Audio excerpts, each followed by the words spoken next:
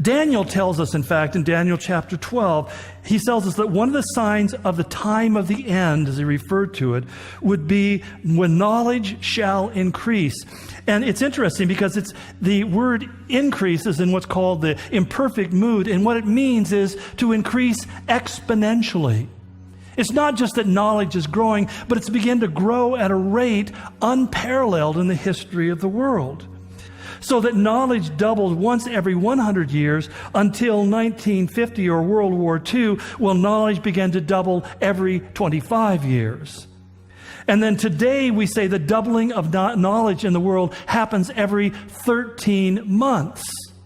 But if you think that's a lot to swallow, the greatest challenge that we face today with this increase of knowledge and information is how to manage and use an ever-sized mountain of data.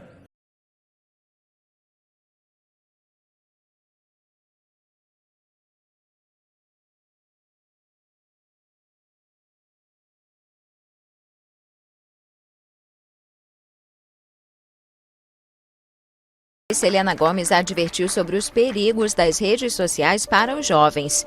Em uma coletiva no Festival de Cannes, a atriz disse que tenta dar bons exemplos para seus 150 milhões de seguidores no Instagram, mas acha que é impossível tornar as redes seguras.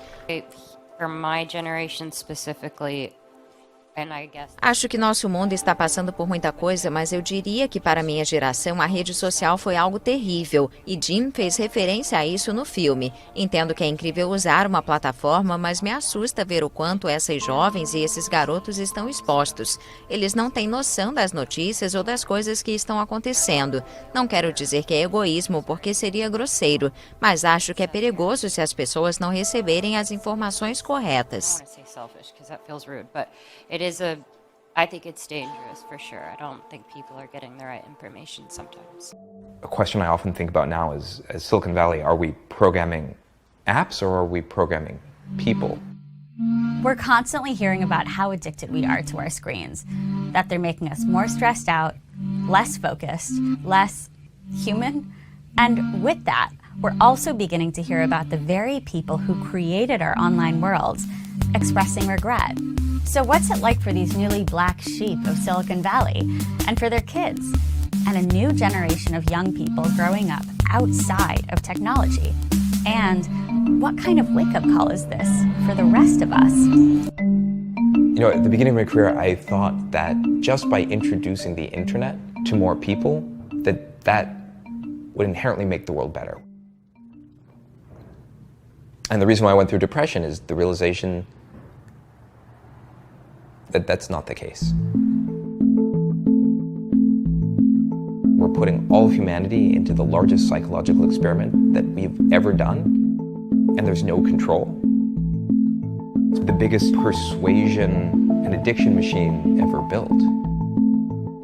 This is Asa Raskin, inventor of many things, but among them, one of the most essential parts of our online experience, the infinite scroll. So scrolling already means I haven't found what I want, so just show more. At the time I invented it, there was all those little more buttons at the bottom. Why? Obviously it's a better solution to just, if you get near the bottom, just load some more and load some more and load some more. You're just giving people what they want, right? Well, now it's showing you what you can't help but look at. But the thing, honestly, that I regret most about Infinite Scroll is that,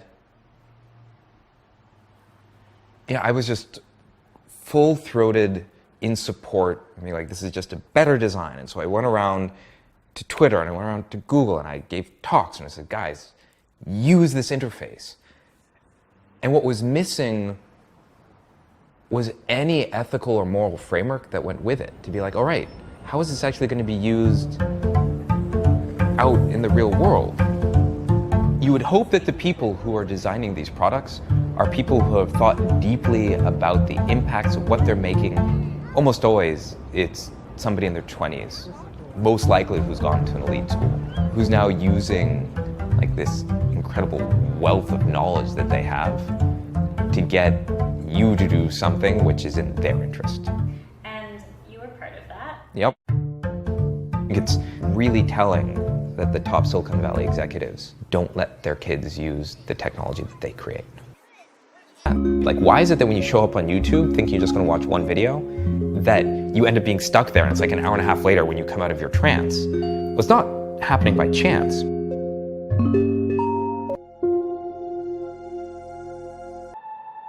How enriching are the apps that we're using? And some are enriching. If you stop people while they're using them and say, tell us, how do you feel right now? They say they feel pretty good about these apps. Those that focus on relaxation, exercise, weather, reading, education, and health. They spend an average of 9 minutes a day on each of these. These apps make them much less happy. About half the people, when you interrupt them and say, how do you feel, say they don't feel good about using them. Now, what's interesting about these, dating, social networking, gaming, entertainment, news, web browsing, people spend 27 minutes a day on each of these. We're spending 3 times longer on the apps that don't make us happy. That doesn't seem very wise. Now, one of the reasons we spend so much time on these apps that make us unhappy is they rob us of stopping cues. Stopping cues were everywhere in the 20th century. They were baked into everything we did. A stopping cue is basically a signal that it's time to move on, to do something new, to do something different. And think about newspapers. Eventually you get to the end, you fold the newspaper away, you put it aside. The same with magazines, books, you get to the end of a chapter, prompts you to consider whether you want to continue. You watched a show on TV, eventually the show would end and then you'd have a week until the next one came. So there were stopping cues everywhere. But the way we consume media today is such that there are no stopping cues.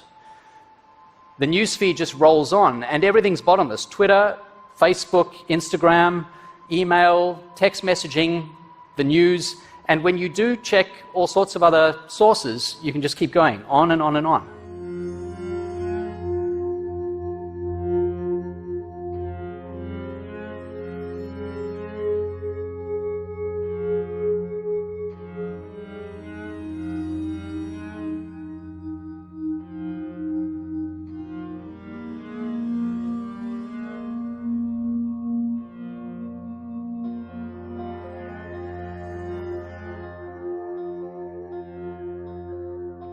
Wagner, os pesquisadores foram atrás dos adolescentes para ouvir a opinião e saber como eles acessavam ali as redes sociais. A gente fala dessa faixa etária especificamente porque eles são afetados diretamente. É uma fase de formação e o que se vê naquelas redes sociais, muitas vezes os adolescentes tentam assimilar isso como vida e acaba gerando logo uma frustração inicial com essas redes sociais.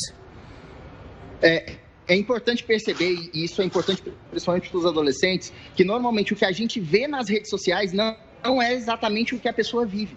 Muita gente transmite, faz só a parte boa da vida, né? Mostra só o lado bom da vida e não mostra o outro lado. E da mesma forma, por estar atrás de uma tela, as pessoas elas não se preocupam em filtrar um pouco o que falam e acabam por machucar e causar transtornos que lá na frente vão fazer diferença na vida. Então, quanto mais importância você dá para o que é dito na rede, pior vai ficando a sua mentalidade para que você alcance o sucesso. And yet it is not easy to understand our age, is it? Because if you listen to philosophers or theologians or social scientists or political theorists or economists, whoever, you're going to actually see that everybody is struggling to understand this age. And they're actually offering contradictory accounts of this age. And that is a very important and revealing fact. Because what it reveals is that the essential character of our age is that it is an age of contradiction. That it is an age of contradiction. But it's important that we also think about this for our neighbors, because we share an age with them, that is actually desperate for true community. An age in which we have more capacity to connect to other human beings than we have ever had before. And yet, we are born into fractured homes. We live in spaces between community. We wander around in loneliness. And many, many millions of people die alone. We live in an epidemic of loneliness.